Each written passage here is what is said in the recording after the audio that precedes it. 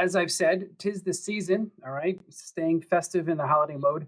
I'm going to be going through what I guess could be called the 12 days of planning your estate, the 12 days of Christmas, working off of that, trying to keep it neutral. And the points will be somewhat of a checklist, going through different points you have to hit.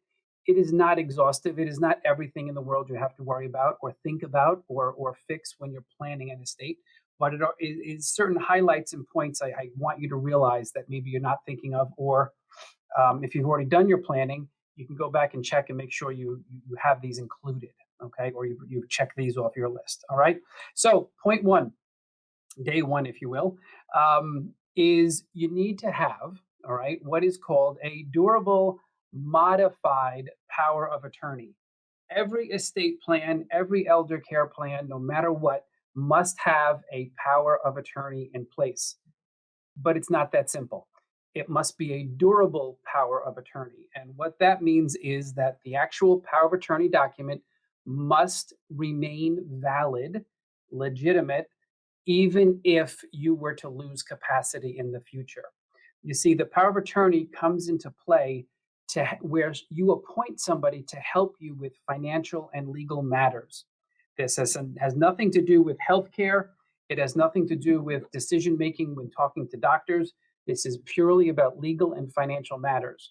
So you need the power of attorney to be durable, meaning that if you should lose capacity when you're older, this person you appoint, your agent, can still help you. Secondly, modified, probably the more important part there, to be very honest with you, a general power of attorney that you get from a Staples, for example, or even from the New York State statute, the standard form that comes out, is not sufficient for estate planning and elder care matters as we get older. There are places for modifications. So the power of attorney that's durable must be expanded so that it covers asset protection, income protection, Medicaid benefits. All right. All that has to be built into the power of attorney. I can't tell you, I can't count. I've been doing this 23 years. I can't count the amount of people that have not only don't have a power of attorney, but walk in with a power of attorney and it doesn't have the right powers built into it. Okay. It's not expanded, it's not modified. And if we need that power of attorney later on in years, you might as well not have one at all because it doesn't have the proper language written into it. Okay. So the power of attorney must be comprehensive, it must be modified and tailored, all right, to elder care and planning issues down the road. Oh, and by the way, if you have questions, feel free to put them into the chat box or the question box at what I think is at the top of your screen, and then I'll be happy to answer them when we get to the end. All right, number two, okay, only one healthcare proxy agent appointed at a time. So there are two documents when we talk about planning for incapacity. The first one is the power of attorney for legal and financial matters. And then the second one in New York, it's what we call a healthcare proxy. Other states, other jurisdictions call it a power of attorney for healthcare. All right. But in New York, a healthcare proxy. That law specifically says that you are only allowed to appoint one agent at a time. Okay. I have seen healthcare proxy documents where mom is going to pick their kids to be the agents and help, but she picks both to serve at the same exact time. It can't work that way. The way the healthcare proxy law is written, and maybe it was the doctor's lobby that influenced this when it was actually put into law, you're only allowed to have one healthcare agent at a time, okay? Unlike the power of attorney. With the power of attorney, you can have two agents at the same time. You can have them working together or you can have them working separately. Again, that's the power of attorney for finances and legal matters. When it comes to healthcare, you're only allowed to have one agent at a time. So if you're going to be getting this done, think of which is the best person to make that healthcare decision. And while I'm on it, who do you pick? So these are not issues, these are not circumstances where you pick the oldest just because they're the oldest, or you pick the son just because he's the son. Not at all. These are business decisions. You pick the best person to be your power of attorney agent, the one that's going to be responsible, the one that pays their own bills, the one that's disciplined. You pick your own healthcare agent based on who's going to be the one to assert themselves and actually question the doctors and question the nurses respectfully, to have those conversations, but get the answers you need. Okay. So make sure you pick the right people as well. I didn't make that a separate point, but it is just as important. Number three, you want to have successors on each of these documents. Okay. The power of attorney. Don't just pick one person and call it a day. Healthcare proxy, executor of your will, trustee of your trust documents. Do not just put one person. You want to have successors. For example, if something happens to the primary person, your primary agent or your primary trustee, and they're no longer able to help you, they can be ill, they could be injured, they can be incarcerated, they could pass away. If that person can't help you, then you need to have a backup named. Okay, so always have successors on every document where you're appointing somebody. Number four, all right, have contingencies. Okay, and I hope you see that your four. There's your what is it? The four birds are singing.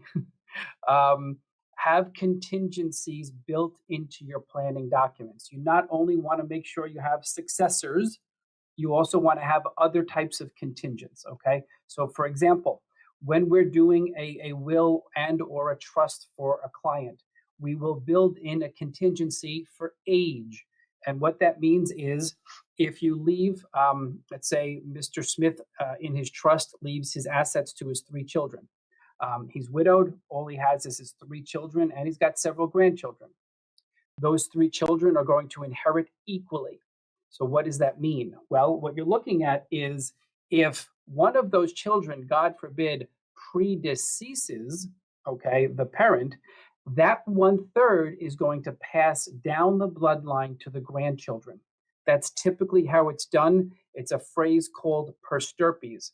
Now, when we do a will or a trust with the phrase per stirpes, we always build in a contingency based on age. So, for example, if you have grandchildren 8, 10, and 12 years of age, and God forbid their parent passed away, and that parent is your child, that 1/3 is going to go through that one child and hit those three minor grandchildren.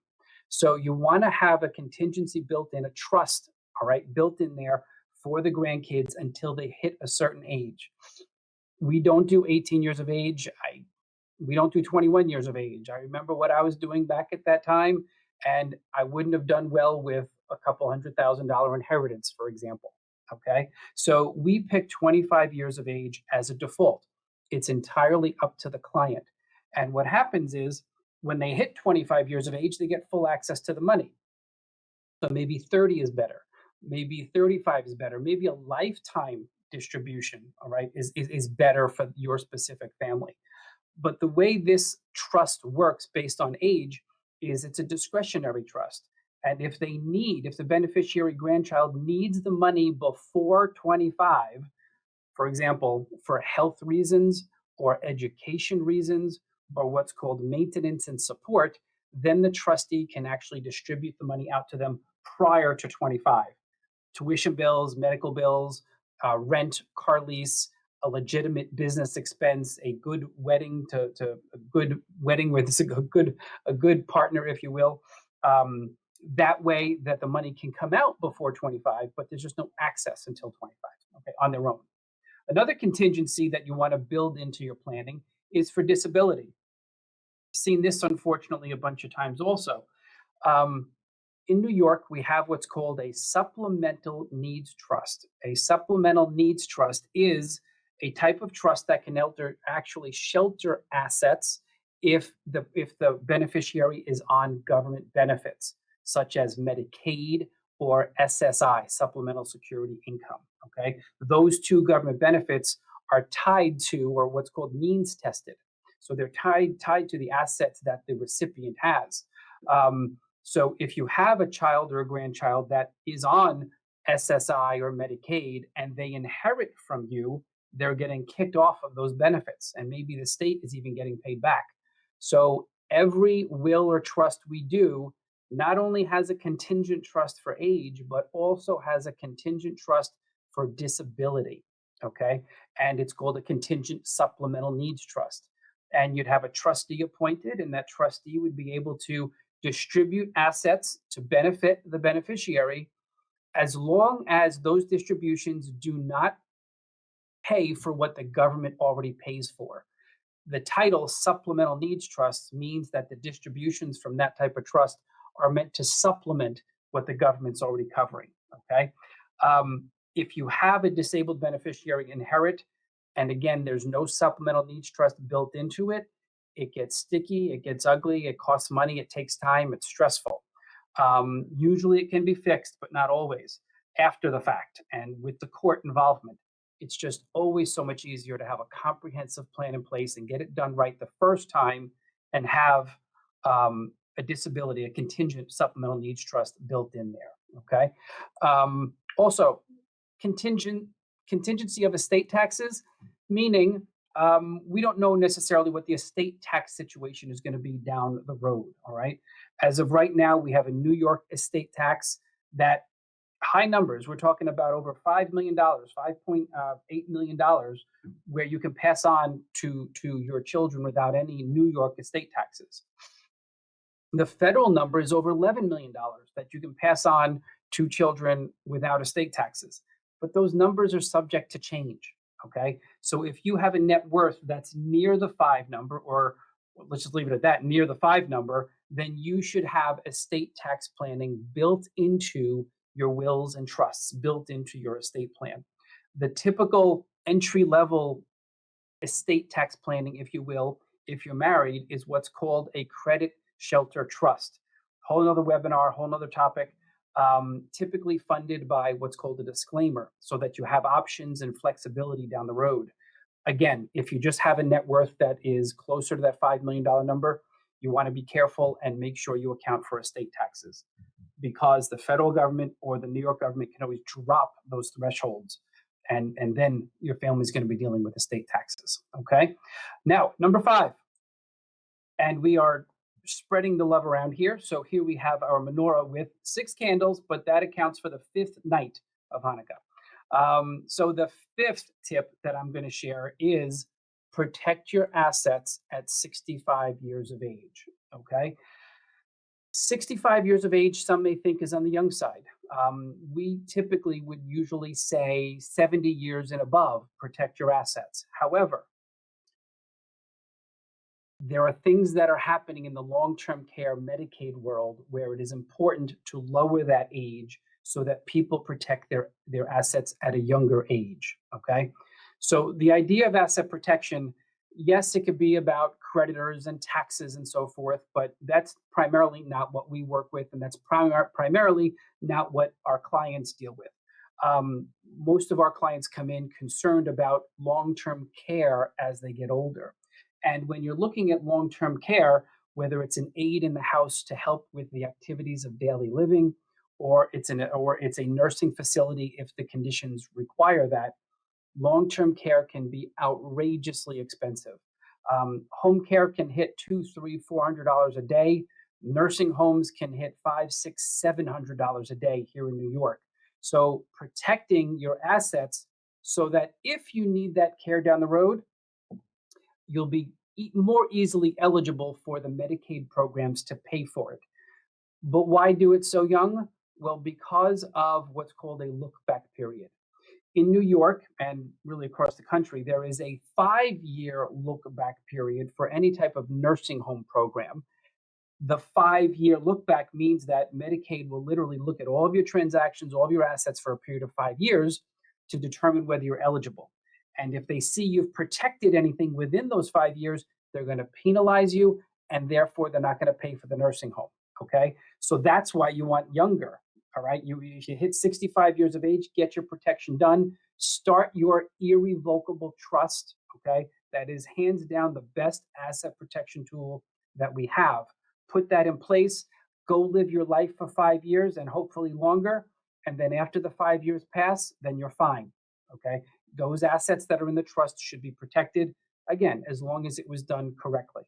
Now, on the home care side, New York never had a look back period. New York home care, Medicaid never had penalties. That's all changing. All right. So this year, the governor signed into law. It's been postponed gratefully a couple of times. But now for home care, any applications for community based Medicaid after April 1st will have a 2.5 year look back period. Okay. That's one of the reasons we dropped it down to a lower age to encourage people to get this done. Because historically, we could always come in July, protect our assets, and be eligible for home care in August. Not anymore. Okay. So as you hit your 60s and get up there, consider asset protection. Again, the number one tool is an irrevocable asset protection trust. We're doing them every week for families. They quite honestly are very flexible. The word irrevocable is not something to be scared about. All right, learn about it. We can share how it works and let you know about the control that you keep, so that you're not losing control. You're not losing security as you're getting older. Okay, so important one there. Number 6, the overall concept of avoid probate, period, exclamation point. Okay, probate is, quite honestly, it's not the end of the world, but if you can avoid it, why not? So what is probate? Probate is the process after somebody passes away of administering the last will and testament, ensuring that it's valid, making sure that the family knows what's going on. And once the judge is comfortable with all that, then they can admit the will to probate, appoint an executor. That executor can pay bills, can make the distributions pursuant to the terms of the will, and then wrap everything up. Probate itself should be avoided, again, because it can be. All right. When somebody passes away, there are 4 different ways that a person can own their assets. Okay. And only one of them requires probate. Okay. So let's go through that briefly. If you pass away and have assets in a trust, that trust will dictate where your property goes next. No probate. All right. That's number 1. Number 2, if you have a beneficiary on your account, such as an IRA or life insurance or annuities, any type of beneficiary designation also avoids probate. Okay. The third way that assets can be owned is joint. If you have a joint account or a joint home with your spouse, you pass away, it automatically goes to that joint owner. No need for probate. The fourth and final way that we can own something and, you guessed it, be forced into probate is if we have it in our names solely. So if I have a bank account, a $50,000 bank account in my name alone, and I passed away yesterday, my family will have to go through probate to get that account because it was in my name alone. Therefore, it goes through my last will and testament. The last will and testament only controls, dictates, distributes assets in your name alone. Okay. The will does not govern joint accounts. The will does not govern beneficiary accounts. The will does not govern trust accounts. Okay. Just those accounts in your name solely. Now, why avoid probate? Well, again, 4 reasons. Number 1, the time element. Probate itself can take anywhere from, it should be at least 7 months, but it's anywhere from 4 to 12 months. If there's any type of contest or fighting among the beneficiaries, it can go years. If you have family that you're unaware of, if there's no immediate children, the courts will require your executor to go to Europe, to go to South America, to go to the Far East and find relatives. It's not that simple. It can take years. We've got one estate right now, and we're in Ireland, so I'm not complaining, but we are in Ireland looking for, not literally in Ireland, we've got companies doing it, I wish we were, looking for relatives. It's been 3 years. Okay. And every time our genealogy company finds somebody, the court says, all right, then do this. It's a nightmare. Okay. So avoiding probate because of time and those other issues is a crucial thing to do. In addition, that 7-month window that I mentioned, creditors have 7 months to file a claim against your estate. So an executor would be prudent to keep the assets under his or her control in the estate until the 7 months have come and gone, because that executor is personally liable for any debts or debts they should have known about even. Okay. So timing is the first issue to get rid of and avoid probate. The second issue is the cost. You're going to have legal fees to handle affairs after a person passes, no matter what. But the probate expenses, the probate fees are going to be higher because there's more work and more time. And there's going to be filing fees with the surrogates court. All right. That's what we call it here in New York. We have Nassau County, we have Mineola, Suffolk County, we've got Riverhead, Queens, we have Jamaica. All right. So there are these surrogates courts that have filing fees, generally about $1,000. Okay. You can avoid that by avoiding probate. The third reason to avoid probate is privacy. Probate is a public proceeding. And what that means is literally you've got companies that are there within the clerk's office of the surrogates court going through various probate petitions as they're filed. They will find out your family information, your children's approximate ages, addresses, approximate assets going through probate. Bottom line is, in this day and age of identity theft and fraud, no thank you. All right. So avoid probate because it's a public proceeding. And the fourth reason to avoid probate really just happened this year. They shut down because of the pandemic. 3-4 months they were out of business. And we had plenty of states within the different courts throughout downstate New York. They were all put on hold. We're still getting out of the backlog at this point. Okay. So the idea of avoiding probate to make things go faster, to save money, to keep it within the family and not make it public in the courthouse, all very valuable reasons to avoid probate. Okay. We can help you do that. Any experienced attorney that knows what they're doing can do that, but we'd be happy to help. Number 7, here we go. In planning your estate, speak with your children about your planning and care needs. I'm not saying go home and tell your son Johnny he's disinherited. I'm saying have a conversation about the beneficiaries, about who's executor, about who's trustee, who's power of attorney. Okay. If you have to have a conversation with a child or a beneficiary about disinheritance or different percentages, sometimes it's good to do that before the person passes on, to literally hear it from the horse's mouth. Okay. Again, there's tact that's required. It needs to be a conversation. It's not just blurting it out and walking away. There should be a conversation about the planning, your own planning, also about the care issues. So with that, the number one issue people think about is end of life type of care, but that's not the only care issue to talk about. There are treatment issues, there are residential issues. Where do you want to live? Where do you not want to live? But then there's also end of life. The living will is typically a document that addresses those end of life issues, to at least put it in writing so that your healthcare proxy agent knows what type of decisions to make. But it's important, all right, to have those conversations so the people you select, whether it's a spouse or a child, they know your wishes. Okay. It's one of the reasons that with our what we call elder care protection planning, when we're doing that asset protection for the 65-year-old and older client, we offer an annual meeting with the children. Let's get that conversation going. We offer what's called a personal care assessment at the end of every year so that they can talk about the care issues, what's developed, so we can track how mom or dad are doing with their care issues.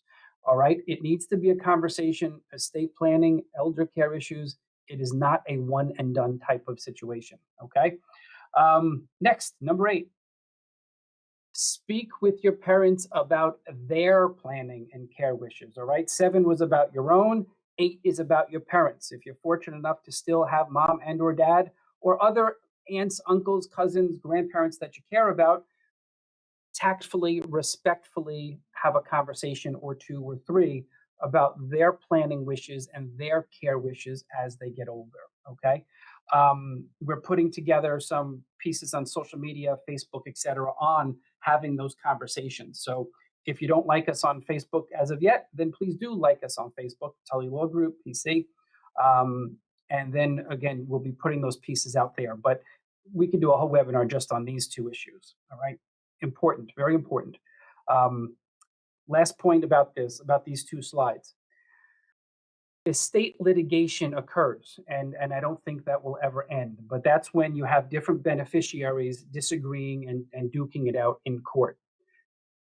Disagreeing siblings can be worse than divorcing spouses. Okay, so understand, if you are treating your children differently inheritance wise, and you've got every right to do that, it is not written anywhere that you have to leave children equal percentages and include every child.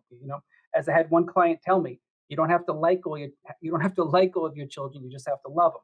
But the reality is, if you are changing beneficiaries or interests that they are inheriting, you can have that conversation, but it can also cause a rift later on, which can end up with years of litigation. Okay. So, what I'm getting at is, have the conversation to try to minimize those potential consequences. All right. Number 9, if you have real estate outside of New York, use a trust.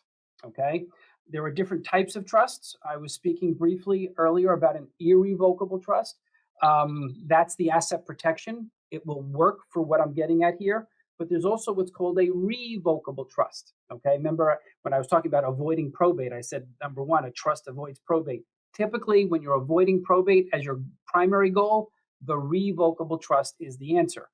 Usually younger, healthier folks, higher net worth as well, or perhaps never Medicaid type of families. But if you have real estate outside of New York, you want to use a trust. Okay. Why? Because if you have real estate in New York as your primary and anywhere else, New York, North Carolina, South Carolina, Florida, Texas, Arizona, Georgia, you're going to have to do 2 probates. Okay. The reason you do not want to do probate in New York also applies to other states as well. And if you have real estate outside of New York, you will be forced to undertake some type of a proceeding in the other state. So if you have real estate outside of New York, yes, a joint ownership, of course, avoids probate just like it does in New York. But why not have that revocable trust in place so that even upon the second passing, you're avoiding probate. Okay. This does not apply to investments in personal property. All right. You can have investments at Massachusetts, out west, wherever. Those are personal property, stocks, bonds, mutual funds. Those pass through your New York estate. This is just real estate. All right. Number 10, verify your beneficiaries. Okay. We're talking IRAs, life insurance, annuities, 401ks, of course, even investment accounts. Verify your beneficiaries. I can't, again, count the times I've sat with clients. Who's your beneficiary on this IRA? I think it's my wife. Okay, please go. That's your homework. Take the pad and pen, start writing down what you need to do. Go verify the beneficiaries. Not only a primary beneficiary, but also a contingent beneficiary. All right. If something happens to the first one, then the second ones get it without you having to change the forms up or remembering to go back and change the forms. Okay. It's important to know who your beneficiaries are as we get older. A prime example is if we are working on Medicaid for one spouse. Let's say Mr. Smith needs Medicaid to pay for care. If Mrs. Smith has an IRA and life insurance naming her husband, and she passes away first, God forbid, he's going to inherit those assets and it's going to cause problems for Medicaid. So verifying who your beneficiaries are, just to have that peace of mind, is helpful. But also when it comes to different planning strategies, we might have to change them. Okay. So again, important. Let's go to a number 11. All right. This one is close and near and dear to my heart. If you are a caregiver, the simple advice is get help. Okay.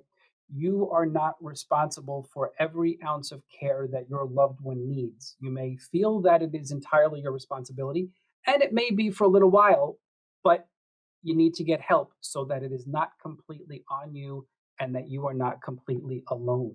Okay. Caregiver burnout is real. Depression is real. Lost wages, family conflict, family tension, those are all real. If you are a caregiver for an elderly loved one, then you need to get help. where we typically go in our elder care practice is we look at home care aides to help. Okay, if we come on board looking at Medicaid to bring in care, um, it's what we call a life care plan. We have our attorneys doing the Medicaid work. We have our geriatric social workers and advocates helping with the care coordination and with the different advocacy needs, so we get the right aid in there and your loved one is getting the best care possible. Um, a home healthcare aide can, and a team of experts behind you, can give you a peace of mind knowing that if something happens, you've got resources, you've got a backup, you've got a plan. Putting it all on your shoulders without a plan, without a team behind you, is not a plan at all. Okay, and there's a very good chance you can run yourself into the ground. Um, I'm talking about children, but I'm also talking about spouses. I've seen husbands and wives do all they can for their wife, their husband, and I get it. And you're going to do all that you can, but you can do it with help as well. Okay, so when it comes to a time to care for your loved one, don't do it alone. Get help. All right. If you want resources, if you need resources, follow up with us later. All right, that's number 11. We've got one more, right? 12 days. Here we go. But first, we've got to deal with him. So, the Grinch. So, with all that said, I've been doing this type of work, the estate planning work, the elder care work, helping families for over nearly 23 years. January of next year will be 23 years. And I've seen plans get put in place and work perfectly. I've seen plans with hiccups that run into problems. You increase your chances of everything going as smooth as possible, your family getting and doing all that they need to do, and minimizing stress and minimizing conflict when you work with the right team. If you just look at estate planning as a check the box, then you're going to go to LegalZoom, you're going to go to Staples, you're going to go to the real estate attorney, you're going to go to the non attorney and just get it done to check the box and you think you're done. You're not. I have seen, and any estate planning attorney can tell you stories about LegalZoom, about Staples, about non-planning attorneys doing work, and the implosion or the explosion. Okay, you want to get this done right the first time. Yes, you want to update and make sure everything is current as you get older and go through things, but you want it done right the first time. All right. So I'm not trying to be the Grinch. I don't want you to be the Grinch. Go to an experienced elder law firm to get your work done. And you know what? That's our 12th point, our 12th day of Christmas, if you will. Only hire experienced estate planning, only hire experienced elder care attorneys. As I've said, we've been doing this for 23 years. I've got a staff of 16 here with me. I am involved with nearly every single case and available with every single case. But I have a solid, experienced team helping our clients through these turbulent times. Um, because we've been doing it for so long, we know the ins and outs. All right. We know what's around the corner before you might not. We know the questions to ask so we can have answers before the situation hits us in the face. All right. So go with an experienced attorney as you get your planning.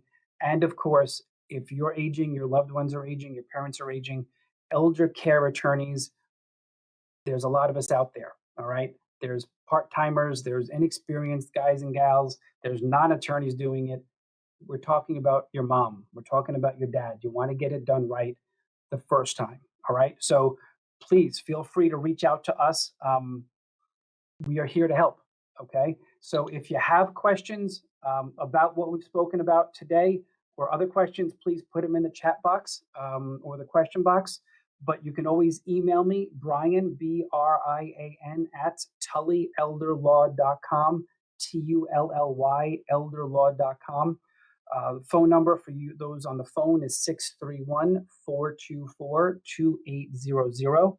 631-424-2800. As I said a little while ago, we're on Facebook, we're on Instagram, believe it or not. All right, so happy holidays to each of you. And thank you for joining me today. Let me see if we have any questions. All right. Any questions, folks? Okay. Is a New York is a New York statutory short form power of attorney acceptable? Now the answer is yes. Okay. Going back to the first point about having a power of attorney that's durable and modified. So the New York statutory short form is the form that New York State put out there for us to use. But there are modification sections that need to be implemented and filled in. I say blown out. Okay. So, yes, that's the right form, but we just need to add to it. We need to add the modifications about asset protection and income protection, about Medicaid, Medicare, IRAs, etc. Okay. Um, yes, Turtle Doves. Thank you.